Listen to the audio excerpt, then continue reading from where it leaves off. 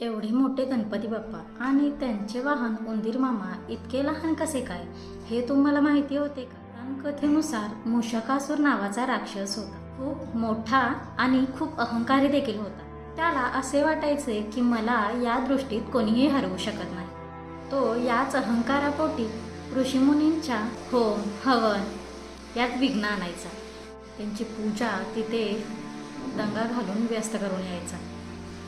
शेवटी हतबल झालेल्या सर्व ऋषींनी मिळून आपल्या गणूला म्हणजेच गणपती बाप्पाजवळ निवेदन केले.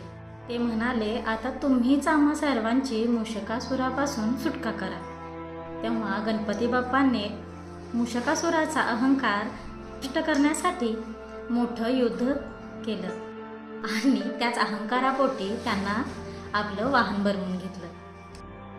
तुम्हाला ही गणपती बाप्पांची गोष्ट आवडली असेल तर माझ्या चॅनलला आताच सबस्क्राईब करा आणि हा व्हिडिओ त्यांना पाठवा ज्यांना गणपती बाप्पा आणि मूषक राजांबद्दल ही गोष्ट माहीत नव्हती. धन्यवाद.